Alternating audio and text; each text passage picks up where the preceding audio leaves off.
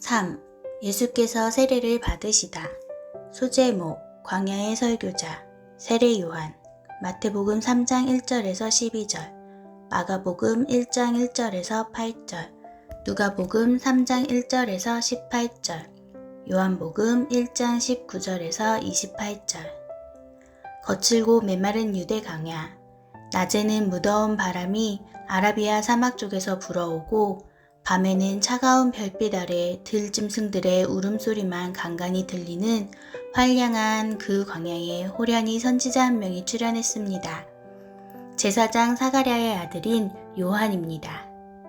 성경에는 요한이란 이름을 가진 사람들이 워낙 많기에 그를 특별히 세례 요한이라 불러 다른 요한들과 구별했습니다. 그 까닭은 그가 메시지를 선포한 뒤에 회개하는 자들에게 요단강에서 세례를 자주 베풀었기 때문입니다. 세례 요한이 주로 활동한 유대 광야는 예루살렘 동쪽에 펼쳐진 광활한 사막입니다. 여리고 남쪽과 사해 서쪽, 고원지대에 걸쳐 펼쳐진 황량한 석회암의 굴곡으로 되어 있습니다. 때에 따라 십 황무지, 마온 황무지, 엔게디 황무지, 예루엘 광야 등으로 다양하게 불렸는데 모든 땅이 유다 지파에 속해 있기에 통상적으로 유대 광야로 지칭되었습니다. 유대 광야, 이 광야의 군데군데에는 오아시스가 있었고 엔게디 근처에는 폭포도 있어 목초지로 이용되었습니다. 그래서 광야의 높은 지대인 미드바르는 겨울철에 양과 염소를 방목할 수도 있었습니다. 남쪽과 동쪽에 외진 곳은 황무지 또는 사막이라는 뜻의 예시몬이라 불렸는데 가파르고 위험해서 양치기들도 가기를 꺼리는 곳이었습니다. 이처럼 황량한 유대 광야에 혜성같이 등장한 세례 요한. 그는 아무런 계시도, 환상도, 묵시도, 꿈도, 이상도 없었던 신구약 중간시대의 400여 년 동안 말씀에 대한 목마름으로 애타게 선지자의 예언을 기다려온 유대 백성들에게 그 갈증을 슬켜주는 사막의 오아시스와 같았습니다. 사람들은 세례 요한의 선포에 열광했고 세례 요한은 자신에게로 몰려드는 군중들을 향해 하나님의 말씀을 힘차게 선포합니다.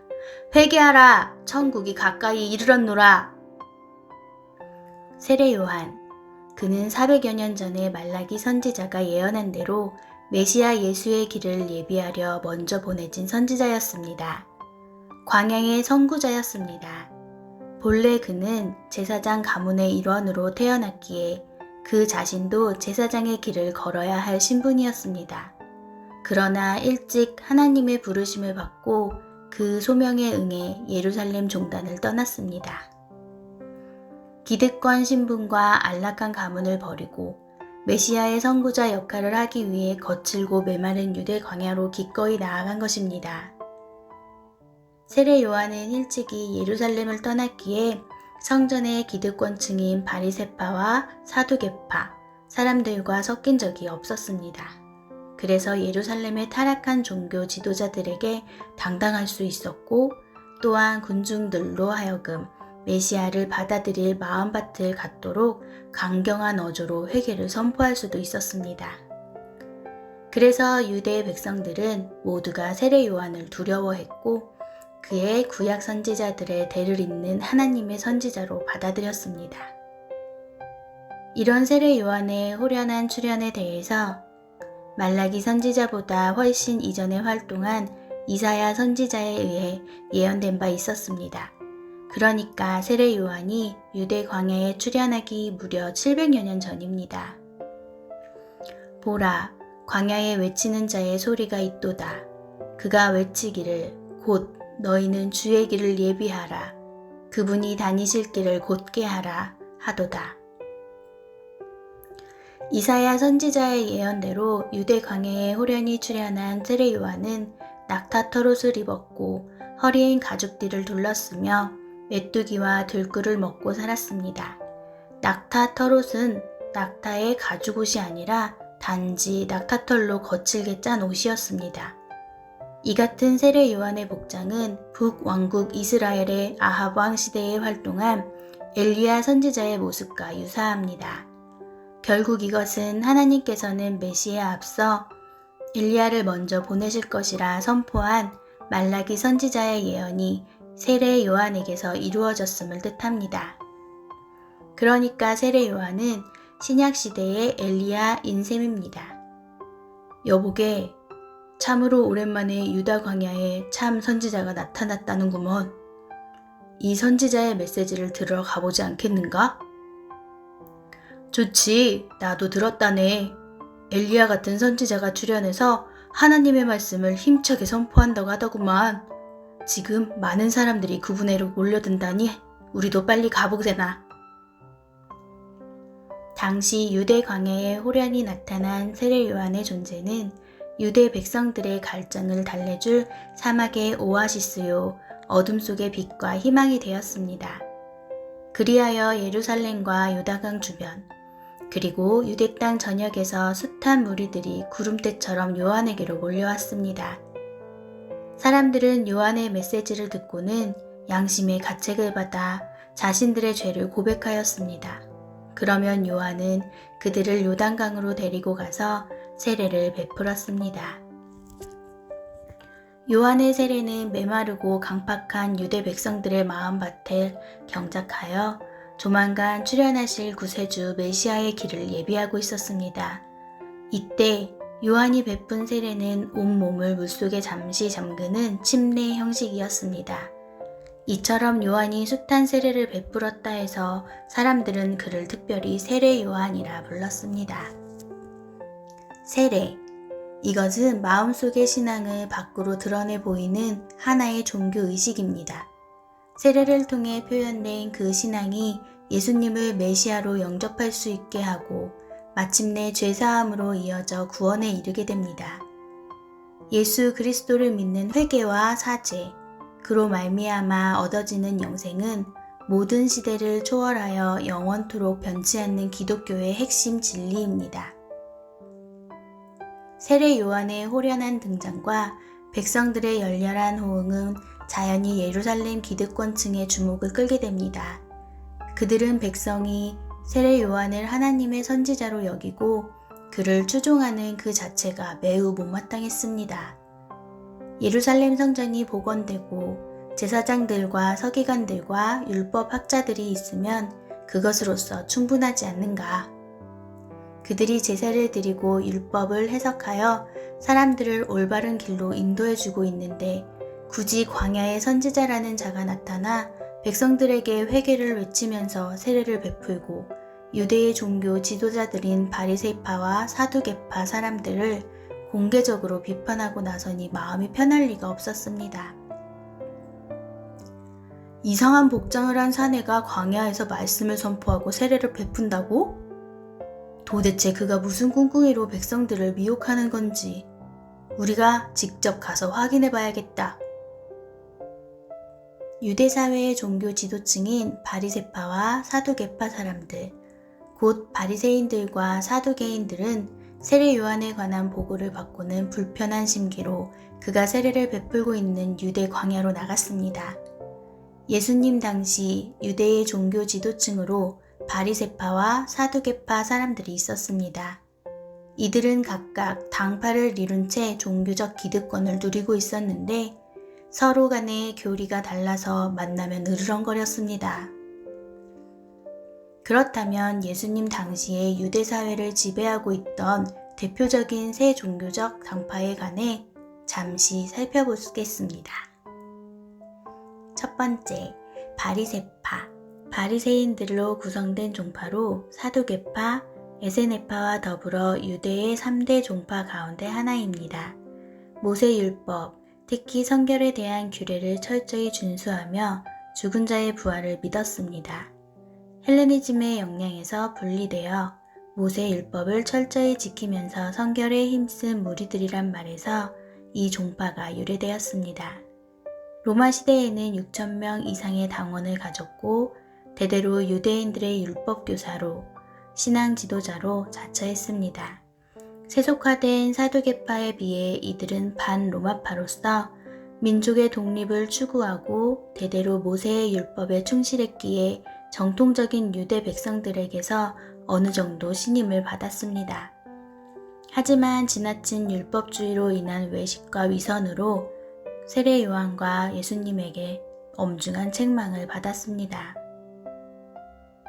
사두개파, 사두개인들로 구성된 종파로 예루살렘을 중심으로 활동하는 귀족 계급입니다.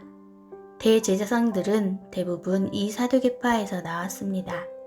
사두개파는 헬라 문화에 개방적이었습니다. 그래서 바리새파가 종교적이라면 이들은 정치적 색채가 강해 당시의 정치 상황을 지지한 친로마파입니다. 사두개파는 바리새파에 비해 수요가 적었지만 제사장 직무를 독점했고 산헤드린 소속의 공회원들이 많았습니다. 이들은 성문화된 모세오경만을 고수했고 바리새인들의 구전 율법을 거부했습니다. 또 이들은 죽은 자의 부활, 천사, 영의 존재 등을 인정하지 않았습니다. 인본주의의 영향을 받아 하나님의 섭리에 의한 예정론을 부인하고 인간의 자유의지를 존중하였습니다. 이로 말미암아 사두개인들은 세례 요한과 예수님에게서 강한 질책을 받았습니다. 에세네파, 주후 1세기 무렵에 사해 주변의 쿰란 지역에서 종교적 공동체를 이룬 유대교의 한 종파입니다. 이들은 신비적인 금욕주의를 내세우며 장로의 지도 아래 공동생활을 영위했습니다. 바리새인들과 사두개인들이 무슨 꼬투리를 잡을 용량으로 한창 요단강에서 세례를 베풀고 있는 요한에게로 거들먹거리며 나아왔습니다. 그런 그들의 모습을 보고 세례 요한이 대뜸 소리칩니다. 누구라도 주눅들 만한 위풍당당한 목소리입니다. 이 독사의 자식들아! 누가 너희들어 곧 다가올 하나님의 두려운 증거를 피하라고 일러주더냐? 뭐라? 우리가 독사의 자식이라고? 대체 저자의 정체란 무엇이란 말인가? 들어라!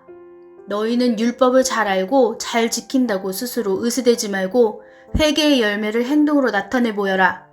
너희가 행여 속으로 생각하기를 우리 조상은 아브라함이라고 하지 마라. 내가 분명히 말하지만 하나님께서는 여기에 있는 돌들로 능히 아브라함의 자손이 되게 하실 수 있다. 세례 요한은 유대 광야에서 흔히 보이는 도골은 독사들을 보며 인류의 조상을 유혹한 간교한 뱀을 연상했을 것입니다. 그리하여 위선과 외식 덩어리인 종교적, 정치적 지도자들을 향해 저주받은 뱀의 후예라고 지적하면서 그들의 표리부동한 모습을 엄중히 꾸짖는 것이었습니다. 사실이 그러했습니다. 당시 두 당파는 회개에 합당한 착함과 의로움과 선함의 열매는 눈 씻고 찾아보아도 찾을 수 없고 단지 자신들은 아브라함의 후손으로 하나님께 선택받은 자들이라며 육체적 혈통만을 교만하게 내세우고 자랑하니 책망받아 마땅했습니다. 세례 요한이 바리새인들과 사두개인들을 향해 이렇게 악담에 가까운 책망을 서슴지 않은 것은 그들 스스로 자신들의 죄악을 자각게 하여 회개에 합당한 열매를 맺게 하려는 데 있었습니다. 그러나 선지자의 악담 같은 책망을 들은 그들은 회개하는 마음으로 받아들이지 않고 도리어 얼굴이 벌겋게 달아오르며 분노를 터뜨립니다. 저런, 우리가 누군 줄 알고 감히 함부로 짓거리는 거야? 그런 반응에 아랑곳 없이 세례 요한은 계속해서 당당하게 호통칩니다. 보라! 도끼가 이미 나무 뿌리 아래에 대기하고 있다. 좋은 열매를 맺지 못한 나무는 하나님께서 도끼로 사정없이 내려치실 것이고 그런 나무는 그대로 찍혀 모조리 불 속에 던져질 것이다. 저자가 대체 뭐라는 거야? 하나님의 심판이 누구한테 임한다는 거야? 바리새인들과 사두개인들이 분에 이기지 못해 씩씩거렸습니다. 그러나 세례 요한의 메시지는 아무런 거침이 없었습니다.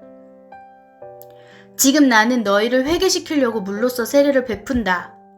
그러나 나보다 훨씬 위대하신 분이 조만간 내 뒤에 오실 터인즉 그분은 너희에게 성령과 불로써 세례를 주실 것이다. 세례 요한의 이 말에 두 당파 사람들은 물론이고 광야로 나온 백성들도 크게 의아해합니다. 요한보다 훨씬 위대하신 분이 조만간 오실 것이라고? 그분이 누굴까? 그분은 물로서가 아니라 성령과 불로서 세례를 베푼다니. 대체 그게 무슨 뜻이지? 사람들은 저마다 의아하게 고개를 갸웃거렸습니다. 여기서 세례 요한이 자신보다 훨씬 위대하시다는 분은 그보다 6개월 뒤에 태어나신 메시아 예수를 가리킵니다. 바로 그분께서 백성들에게 성령과 불로써 세례를 베푸신다는 뜻입니다. 그렇다면 성령과 불로써 베푸는 그 세례는 어떤 것일까요? 그 세례는 요한이 베푸는 물 세례와는 구별되는 것으로 성령 세례를 가리킵니다. 곧 성령의 사역으로 인한 참된 마음의 회개와 내적 변화를 가리킵니다. 이런 성령 세례가 불 세례로 불리는 것은 성령 세례를 받은 자는 마치 불이 더러운 것을 태워 정화시키듯 더러운 죄악으로부터 정결케 되기 때문입니다. 바리새인들과 사두개인들을 향한 요한의 호통은 계속됩니다. 진실로 그렇다. 내 뒤에 오실 그분은 너무나 위대하셔서 나는 그분의 신발을 벗겨드릴 자격조차 없다. 고대 중근동 지방에서는 천한 신분의 노예가 주인의 신발을 들고 다녔고 또한 제자들이 스승의 신발을 들고 다니기도 했습니다. 이는 복종의 행위였고 스승에 대한 존경의 표시였습니다. 이런 배경하에서 세례 요한은 자기 뒤에 오시는 위대한 메시아 앞에서 자신은 아주 비천한 존재임을 밝힌 것입니다. 건의나 내세우는 정치꾼들이나 형식적인 종교 지도자들 앞에서는 위풍당당하지만 메시아 앞에서는 한없이 낮아지는 모습입니다. 세례 요한은 바로 그런 사람이었습니다. 그의 메시지는 이어집니다. 이제 머지않아 내 뒤에 오시는 그분은 손에 키를 들고 타작 마당의 곡식을 까부르실 것이다. 그리하여 알곡은 모아서 곡간에 들이시고 쭉정이는 꺼지지 않는 불에 태우실 것이다. 세례 요한은 조만간 오실 메시아 예수의 심판 장면을 농부가 타작 마당에서 곡식을 까부르는 작업에 비유했습니다. 팔레스타인 지방에서 농부는 곡물을 타작한 후에 알곡과 쭉정이를 분리해내기 위해 손에 키를 들고 타작한 곡물을 까부르는데 이때 알곡은 키에 남고 쭉정이는 바람에 날아가게 됩니다. 그러면 농부는 키에 남은 알곡은 잘 거두어 곡간에 들이고 바람에 날아가 한데 쌓여있는 쭉정이는 모두 모아 불사릅니다. 여기서 알곡은 알차고 신실한 믿음을 소유한 자를, 쭉정이는 모든 불신자를 포함하여 위선적인 바리새인이나 사두개인처럼 참된 믿음이 없는 껍데기 종교인을 가리킵니다. 소제목, 예수께서 세례를 받으심. 마태복음 3장 13절에서 17절, 마가복음 1장 9절에서 11절, 누가복음 3장 21절에서 22절, 요한복음 1장 32절. 세례 요한의 사역이 절정에 달했을 무렵 마침내 공생애를 시작하신 예수께서는 요한에게 세례를 받으시려고 갈릴리 지방에서 요단강으로 올라오셨습니다. 이때 예수님의 나이는 30세. 세례 요한은 군중들에게 한창 세례를 베풀다가 잠시 고개를 들었습니다. 그런데 바로 그 순간 세례 요한의 눈에 들어온 사람이 있었습니다. 그의 친척이 되는 나사렛 예수였습니다. 나이는 요한이 6개월 앞섭니다. 요한은 일찍 출가하여 광야로 나갔기에 사촌인 예수와 친분을 나눌 기회는 많지 않았습니다. 하지만 그에 대한 탄생 비화는 일찍부터 듣고 자랐기에 마리아 아주머니가 처녀 때 천사가 나타나서 하나님의 성령으로 예수를 임신하게 되었고 태중에 그 아이는 메시아로 탄생하신다는 이야기를 들었기 때문입니다. 그런 말을 요한에게 들려준 이는 어머니 엘리사벳이었습니다. 그때 엘리사벳은 임신 중이었는데 마리아의 예방을 받을 때 태안에서 아이가 팔짝팔짝 뛰었다고 했습니다. 그러면서 마리아의 태중에 있는 그 아이가 구세주임이 틀림없다고 어머니는 힘주어 말했습니다. 확신에 찬 음성이었습니다. 어머니의 태중에서 뛰었다는 그 아이가 바로 요한 자신이었습니다. 자신은 그때 아무것도 지각할 수 없는 태중의 작은 생명이었을 텐데 왜 뛰었을까요? 아직 모든 것이 확실히 드러나고 있지는 않지만 어떻든 그렇게 예수는 자기보다 6개월 늦게 출생했습니다. 요한은 어머니에게서 그 이야기를 처음 들었을 때 별로 마음에 들지 않았습니다. 유대 백성을 구원할 메시아라면 적어도 나사렛 목수의 아들이 아니라 좀 더 지체 높은 집안에서 좀 더 근사한 방법으로 출현해야 하지 않을까? 그런 생각 때문이었지요. 그래도 문득문득 들려오는 유년기와 소년기 시절의 예수에 관한 놀라운 이야기는 늘 마음에 남아 있었습니다. 그리하여 그럭저럭 세월은 흘렀고, 그런데 지금 그 예수를 요단강에서 직접 대면하게 된 것입니다. 예고되지 않은 만남은 그래서 더욱 반가웠습니다. 세례 요한이 자신에게로 나아오는 예수를 향해 환영의 손짓을 하려는 순간, 세례 요한의 마음을 온통 휘감은 뜨거운 성령의 감동이 불길처럼 확 일어났습니다. 성령께서 세례 요한의 영안을 활짝 열어주신 것입니다. 그런 영안으로 예수를 바라보니, 아니, 예수가 바로 메시아, 인류의 구세주. 세례 요한의 가슴이 강렬하게 뛰었습니다. 심장이 쿵쾅거렸습니다. 요한은 자기 뒤에 곧 도래하실 메시아의 길을 평탄하게 닦는 일을 위해 하나님으로부터 먼저 보내심을 받은 사명자요, 선구자였습니다. 오직 그 일만이 자신이 존재하는 이유였습니다. 그런데 마침내 그분이 오신 것입니다. 메시아가 자신과 함께 자라는 것도 모르고 요한은 멀리 어디선가에서 오실 모세나 다윗 같은 풍모의 메시아를 기다렸던 것입니다. 성령의 감동으로 예수님이 메시아란 사실을 알게 되자 세례 요한은 격한 반가움과 함께 뭔가 모를 어색함을 동시에 느꼈습니다. 예수를 뭐라고 불러야 하며 그를 어떻게 대해야 할까?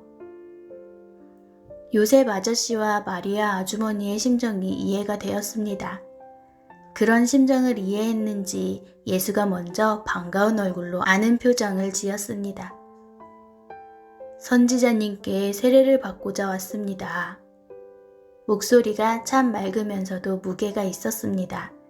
세례 요한은 자신은 일찍이 예루살렘을 떠나 광야 생활을 하여 세속에 때묻지 않았다고 자부했기에 위선적인 사두개파와 바리새파 사람들을 향해 독설을 퍼부을 수 있었습니다. 그만큼 당당했습니다. 그러나 예수를 마주하고 그 앞에 섰을 때 그런 자부심이 한낱 부질없음이 여실히 느꼈습니다. 그만큼 예수에게서는 사람으로서는 감히 범접할 수 없는 지극히 맑고 거룩한 영적 권위가 흘러넘쳤습니다. 예수가 메시아라는 확신이 강하게 밀고 들어왔습니다. 그러했기에 세례 요한은 지극히 황송한 마음으로 굳고 사양합니다. 제가 도리어 당신께 세례를 받아야 마땅할 터인데 어찌 제게 세례를 받으시겠다니요. 예수께서는 더욱 부드럽고 인자한 어조로 대답하십니다. 사양하지 마십시오. 우리가 이렇게 하여야 하나님의 뜻을 따르는 것입니다. 그러니 더는 사양치 마시고 내게 세례를 베풀도록 하십시오. 그제야 세례 요한은 마음을 고쳐먹고 최대한 겸양의 자세로 예수께 세례를 베풀었습니다. 온 몸을 잠깐 동안 물속에 푹 잠그는 침례 형태였습니다. 예수께 세례를 베푸는 요한의 몸이 내내 떨렸습니다. 무어라 형언키 어려운 거룩한 떨림이었지요. 생애 처음 느껴보는 놀랍고도 두려운 현상이었습니다. 예수께서 요한에게 세례를 받으시고 요단 강물에서 막 올라오실 때였습니다. 요한은 분명히 보았습니다. 갑자기 하늘이 활짝 열리더니 하나님의 성령이 비둘기 모양을 취한 채 내려와서는 예수 위에 임하였습니다. 그와 동시에 하늘에서 세미한 내성 같은 하나님의 음성이 들려왔습니다. 보라, 이 사람은 내가 사랑하는 내 아들이니라. 내가 그를 무척 기뻐하노라. 이 장면은 장차 메시아 예수께서 하나님의 아들로 이 땅에 강림하시고 성부 하나님으로부터 성령 충만함을 받게 될 것이라는 구약시대 선지자들의 예언이 그대로 성취되었음을 보여주고 있습니다. 주께서 내게 이르시기를 너는 내 아들이다. 오늘날 내가 너를 낳았도다 하시도다. 주께서 말씀하시기를 보라, 내가 붙드는 내 종이 여기 있다. 그는 내가 선택한 자요, 내가 기뻐하는 자다. 내가 그에게 내 영을 부어주었으니 그가 세상의 뭇 민족들에게 공의를 전하고 베풀리라 하시도다.